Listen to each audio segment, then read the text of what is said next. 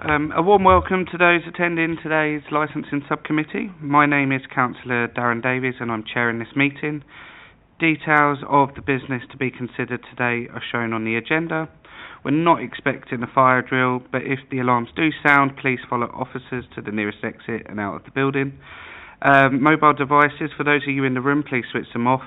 Any mobile devices before the please switch off any mobile devices before the meeting or put them on silent. Councillors may use electronic devices. Declaration of interest, if there is any, please can you make them known, whether they're pecuniary or non-pecuniary. And can we just go around the room to introduce everyone? So I'm Darren Davies, Chairman. Anisha Tedji, Democratic Services. Councillor Peter Smallwood. Councillor Janet Gardner. Tony Stone, Head of Amusements at Hollywood Ball Group. Matthew Phipps from TLT Solicitors. I'll be presenting the application this afternoon. Darrell Lewis, the Chief Operating Officer for the Hollywood Bowl Group.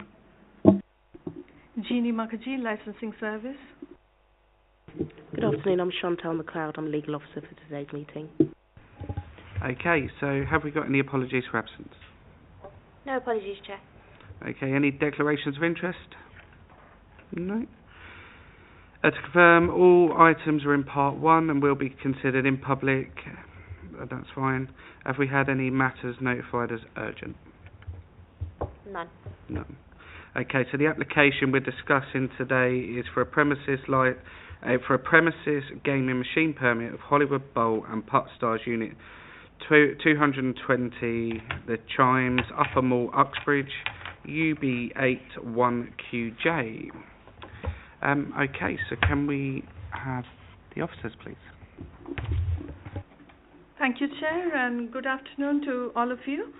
So, like the Chair has already mentioned, today's hearing is in relation to an application for a licensed premises gaming machine permit in respect of Hollywood Bowl and Putt Stars, Unit 220, Chimes Shopping Centre, Uxbridge, UB81QJ. The application form is appended as Appendix 1 in the agenda pack, and that will be page 11. The application is for 5 Category C gaming machines and 5 Category D gaming machines in accordance with the procedures set out under Section 283 of the Gambling Act 2005 and does not require any consultation with any of the responsible authorities. London Borough of Hillingdon's Statement of Gambling Principles requires the licensing subcommittee to determine applications for more than 5 gaming machines, and in line with that, this application has been referred to the licensing subcommittee. The premises has the benefit of a premises license issued under the Licensing Act 2003 for the sale of alcohol, regulated entertainment and late night refreshment.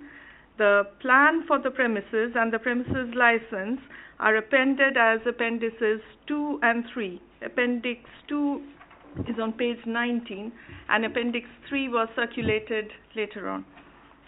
The premises will be used as a multi-function entertainment/bowling complex with bars, a mini golf course and dedicated amusement areas.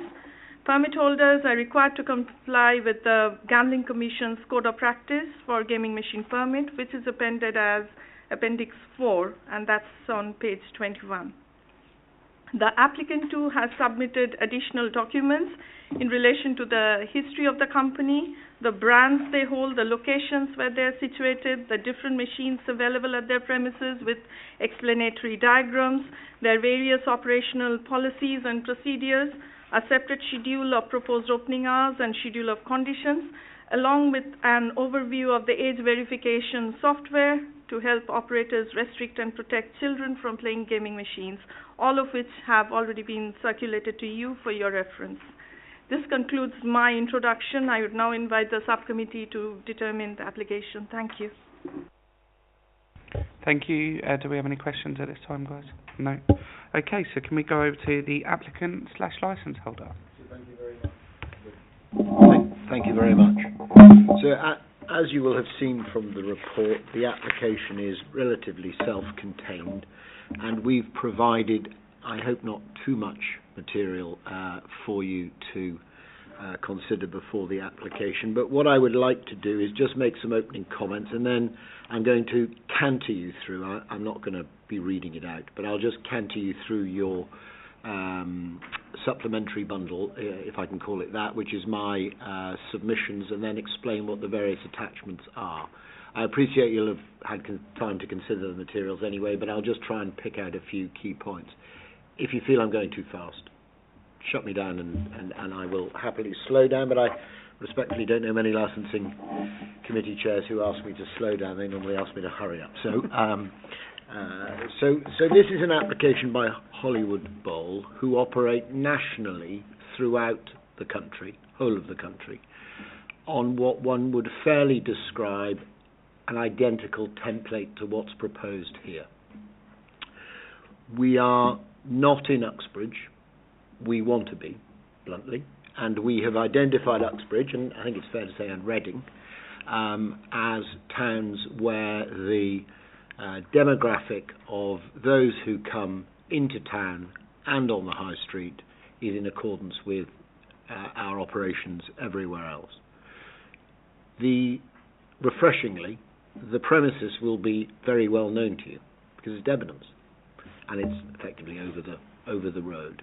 You will be aware that Debenhams unfortunately fell into administration a couple of years ago, and this is an opportunity for us, and we will invite you to conclude, for Hillingdon to rejuvenate that rather dead space at the moment. The Hollywood Bowl development programme envisages 4 new openings this year, 2024.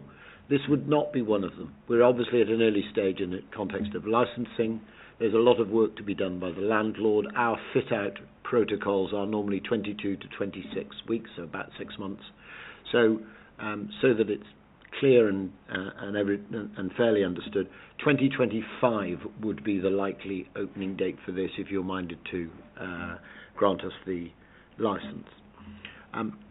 Second point of significance, there are no objections to this application. Your policy, quite properly, and a number of other policies around the country do similar, oblige these matters to be considered by a committee absent objections. I suspect you're all familiar with premises licensing.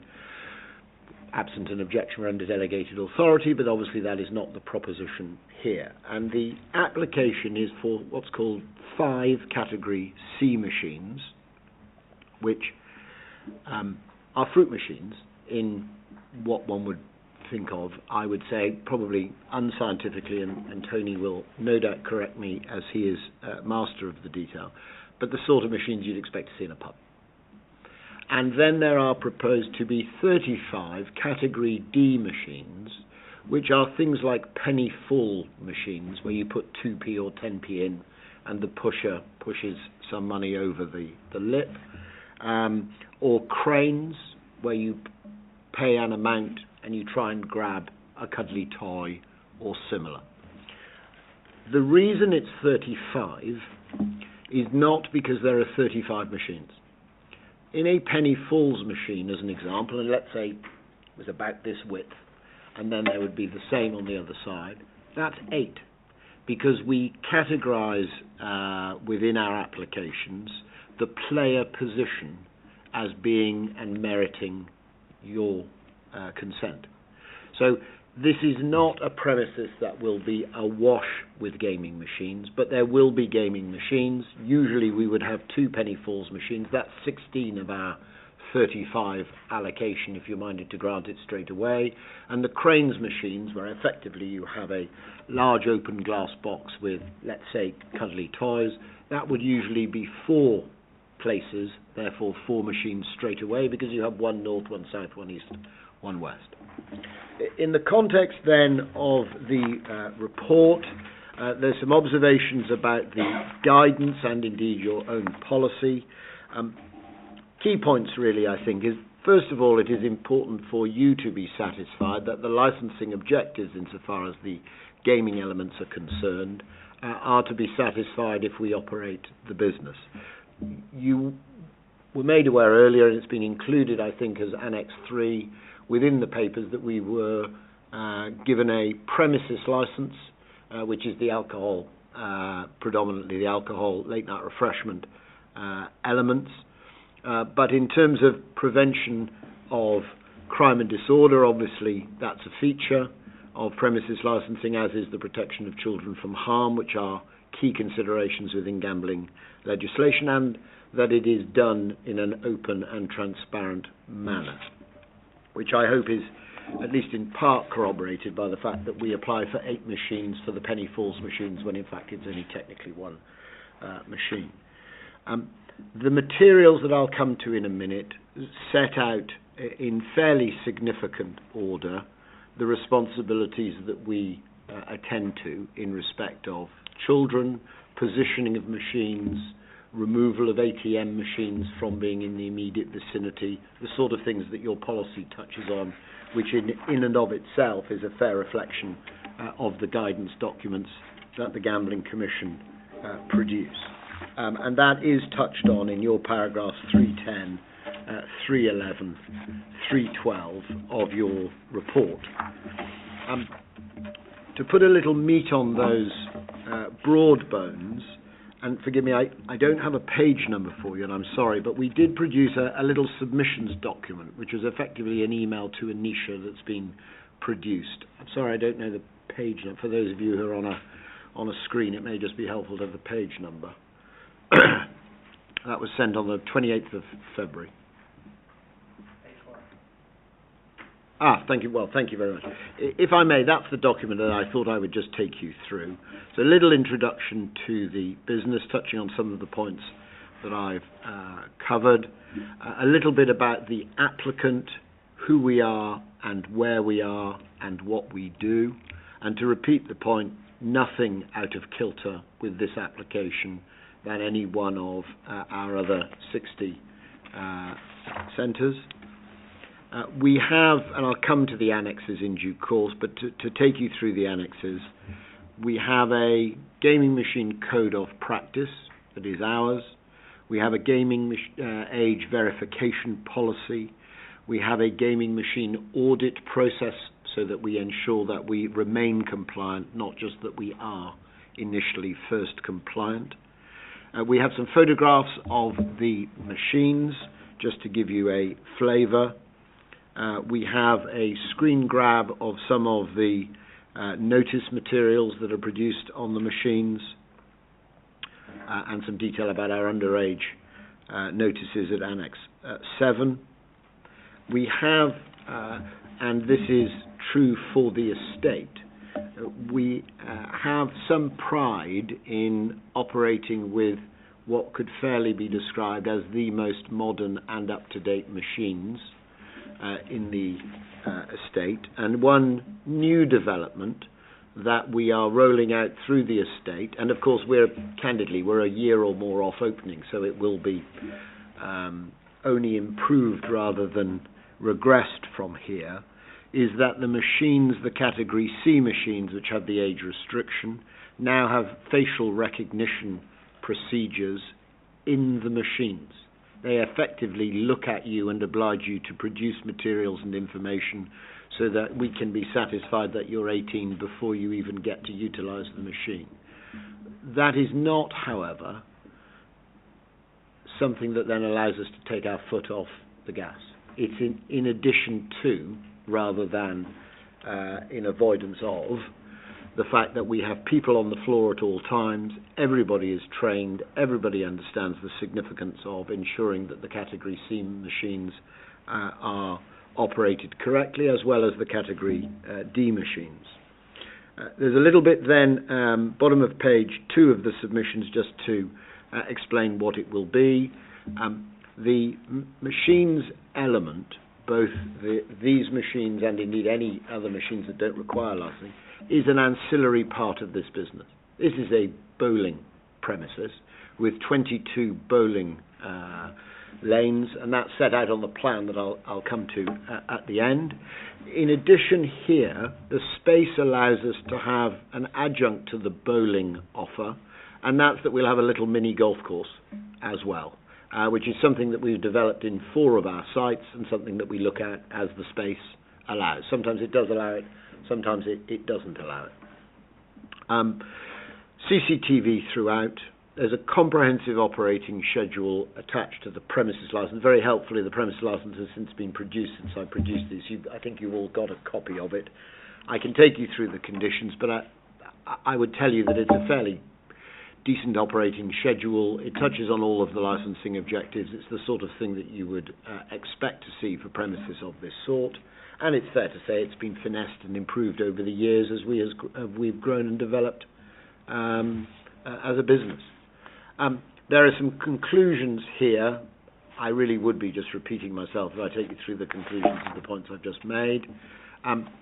I can either take you through the appendices, which I happily will do, or if, as I suspect, you've all had a little bit of a look at them and hopefully they fairly tally with the points that are made in submission.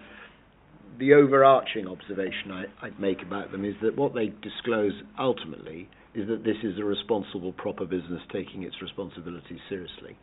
And bluntly, we would invite you to grant the application. Thank you very much. Do we have any questions at this time, guys? No? Okay. Thank you very much for the submission. Very good. Thank you. Have we had anything from responsible authorities? No, Chair. No. This wasn't sent out for consultation. No consultation, no. Okay, no other parties have made comments, ASB, anything like that? No. No? Perfect. Okay. So we'll go through to the discussion part. So we'll fire a few questions over and see how you answer them. Do we have any questions, anyone indicating? Councillor Gardner. Councillor Smallwood after. Have you got an alcohol? You've got an alcohol licence? Yes, Councillor.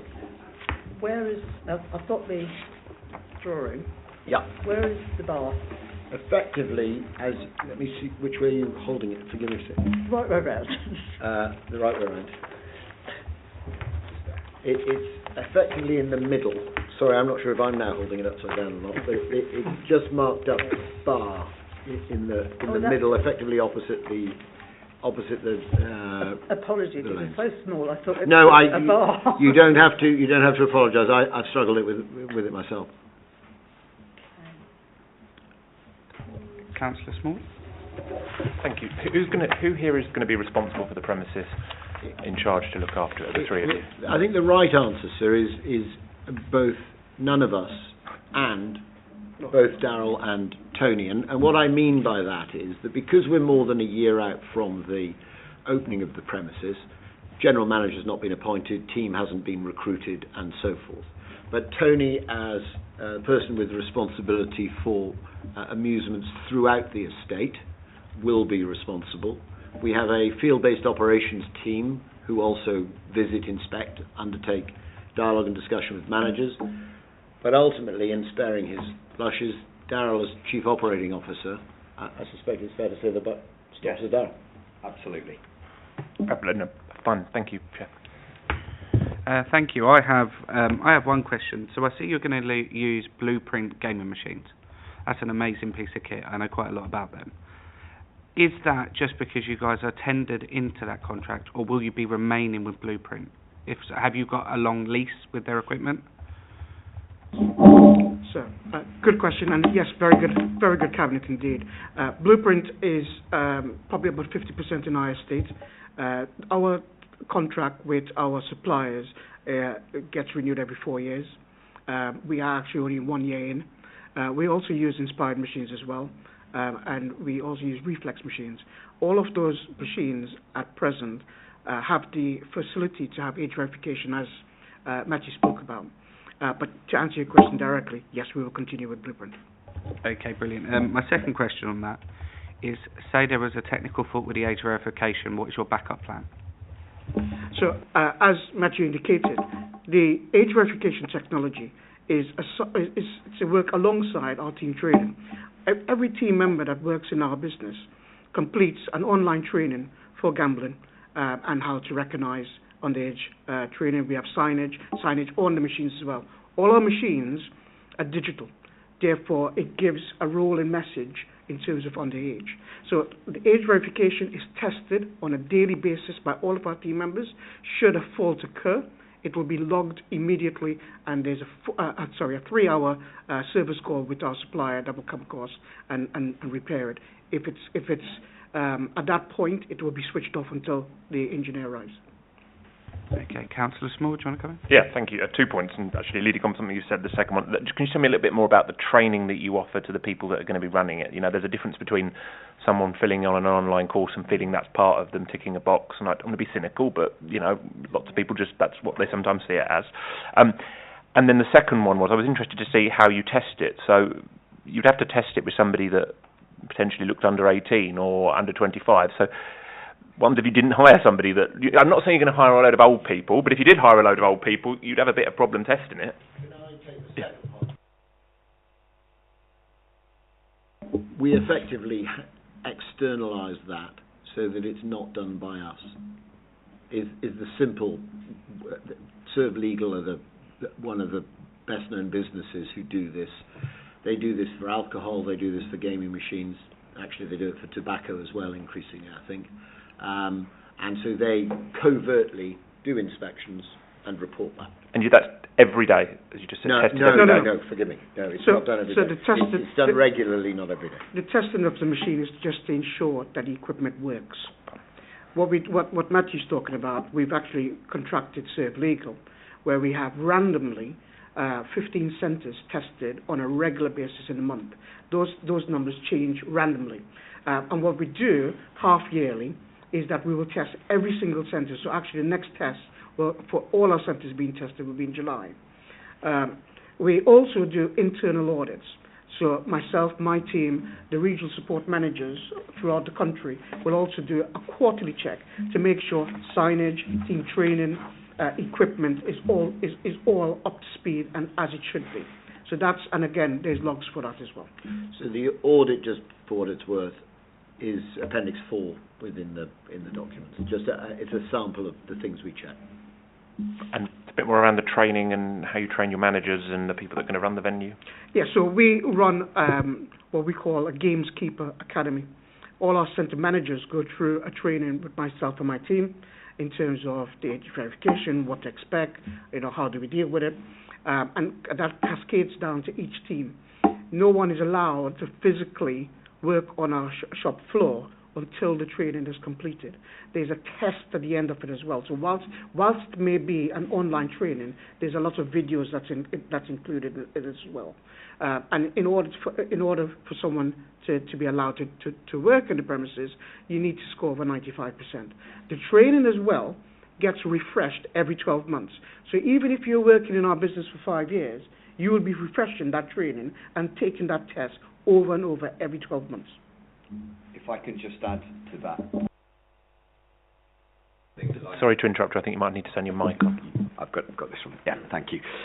One of the things that I'm incredibly proud of is our top talent programs, where 43% of our managerial vacancies over the prior year, the last 12 months, came from our top talent programs. So we know that our biggest success is to give rewarding careers for our teams, and one of the items that our centre managers are actually bonused on is to ensure that every team member that works as part of their team has a one-to-one every single month where we talk about their training needs, we give them coaching, there are observed assessments, not just around amusements but around everything that we do. We giving our teams regular feedback on their performance and make sure they can continue to do the things that they do very well to the highest standard, but also corrective coaching as we go. Thank you, Chair.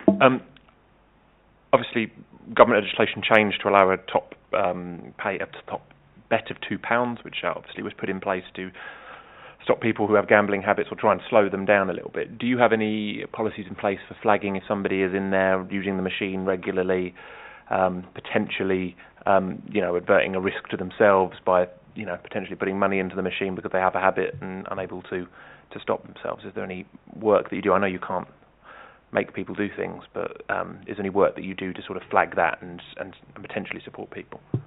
Yes, we do have an exclusion policy. and it might have been submitted as part of the pack. I'm guessing. Yeah, it is. Yeah. We do. We have.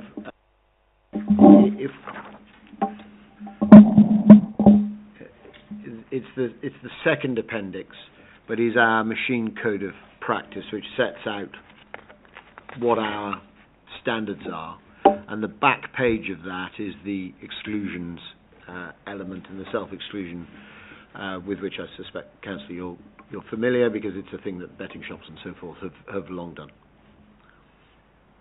Just one final. Are we at a stage where the AI can recognise a face recognition? And, you know, like when you do bank accounts, can your machines now go, oh, that's Councillor Smallwood, he's self-excluded, and the machine will say he's not allowed to do it? No, not at this stage. It's Appendix 11 and 12, but the AI extends to support for age verification. It doesn't extend to your Matthew Phipps. Thank you for those very thorough answers. If I can just add on that, Blueprint are one of the leading companies for this. Within the next 12 to 24 months, I would expect to see that come through. So I would say by the time you're ready to open, if you were granted, I would see that. If I may, I'll just take up that point. If we were opening tomorrow, you'd get all this. Knowing that we're not opening for 12 or so months, you're only going to get more, if that makes sense, in the context of the licensing objectives. This is the baseline for a premises opened yesterday. It's not, we're only going to do this. There is a self-improving philosophy, for want of a better phrase, that runs through the business. If I may, we are currently at 90% of our estate with the age verification technology. At the end of this month, March, we will be at 100%. We will be the first leisure operator to have this in all of our businesses. And equally, to your point on Blueprint, Blueprint was the first to bring this to the table, and everyone has followed suit since. So, yeah. Councillor Gardner. I'm going to go back to the bar area, basically. Presumably you have children come in. How do you keep people who've been drinking away from the children? I'm just thinking about the actual safety aspect of it, because there are, as far as I'm concerned, there are two sorts of drunks. The ones that are quite obviously drunk, and the ones that have drunk quite a lot, but they don't look drunk. And I'm just wondering how you can protect the children from that. The straight answer is we don't segregate adults from children, and there are children throughout this business at all times. Absolutely at all times. The second point that I would make is that nobody in reality comes to our premises for a drink. Many of them will have a drink, but no one comes to us for a drink. We're not a pub, we're not a bar. We are a multi-entertainment venue where people will be coming to us to bowl, people will be coming to us for the machines, people will be coming to us for the golf. If you will, it's a bit like going to the cinema. Lots of people have a drink at the cinema, but no one goes to the cinema for a drink. Does that mean that we insist that people have a prior booking or similar? Absolutely not. And I'm sure that I will be able to be corrected across every single customer who comes to us. Maybe someone has come to us for a drink, but as an overarching observation, that's not what people do in our venues. The reason that's important, I appreciate this isn't the premises licence application, but just so that we're clear on it, the alcohol excess consumption category you alluded to, people being drunk, stand out like a sore thumb in our businesses, because you're not in a pub with 100 other people drinking. You're in a room where 100 other people may be bowling, 50 may be playing golf, some may be on the machines, some may be drinking, some may not. So, forgive me if I'm overstretching this, but it hasn't been a particular concern or issue. Our average spend per game in the bar is a little over £2, and that includes soft drinks, slushies, and coffee as part of that category. And if you think that an average pint is over £4, actually the amount that we consume. Bar revenue, including all soft drinks, accounts for 17% of our overall revenue on a typical centre, where bowling is around 47-48%. So we offer it as a service. I guess the way that I always talk about it is bowling is the reason why people come. Encouraging people to stay and dwell is through our fantastic amusements, bar and diner offers. So our core offer, our hero product, is always the bowling. You understand why I asked the question, though? Just before I bring Councillor Smallwood in, can you just give me a brief overview of how your security is going to work? Is there going to be security around the Category C machines? Category C machines, and forgive me, I probably did gallop you through the materials a bit too quickly. Yeah, I've seen it. They're all within sight of and positioned in proximity to the bar area. It is not, if you will, a motorway services area where there is a separate corridored off room or similar. It's machines situated in immediate proximity so they can be seen by all the floor staff but also by the bar staff at all times. But there is not a security guard standing over the railings. Okay, so your layout, as I've looked in the plan, yep. It puts so you're telling me that the Category Cs are going to be in the open area, they're not going to be segregated That's off? right, exactly yeah. right. Yeah. Okay, all right, I got the impression from looking at the signs, the over 18 signs, that they would be in a separate area. That was... Well, separate to the extent that they'll all be in immediate proximity to the bar, but not in their own boxed-off room or anything like that. I mean, I'm using a motorway service as an example because we've all seen it, or I suspect most of us seen it. Not in that way. It's in the bar space as though it were a pub. Yeah. So what would your plan be? Like, if the bar is in use, you've got one member of staff on the bar, how do we monitor that their machines are not being misused? But there's staff throughout the floor at all times. Okay. There's, well, as you can see, there's the bowling is in front. It's a big open plan room with significant lines of sight throughout the entire premises. There isn't, at least to our mind, candidly, any lack of supervisory ability having them in that space. Okay, no, that's fine. I'll leave that there for the time being. Councillor Smallwood?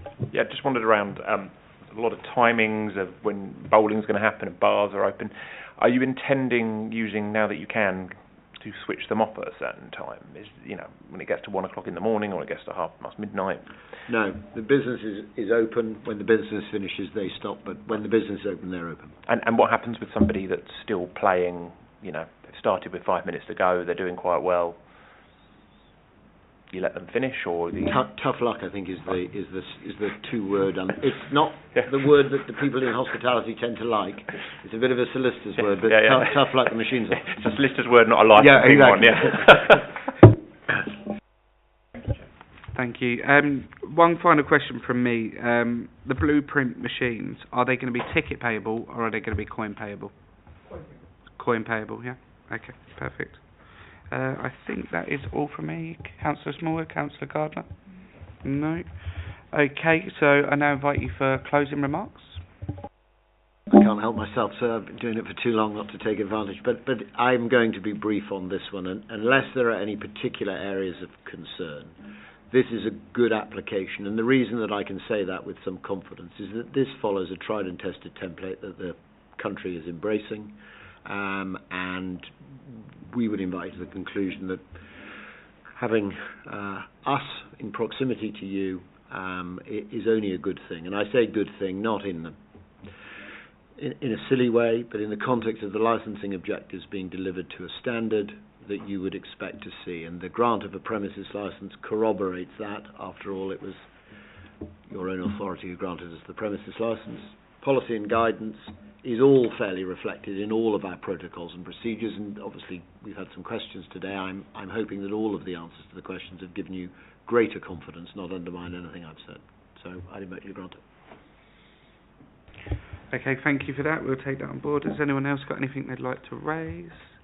Okay, what we're going to do, subcommittee is now going to deliberate, so if you'd like to leave the room, and we'll have a brief discussion. Take your stuff with you, just in case, because you never know, it may go on some time.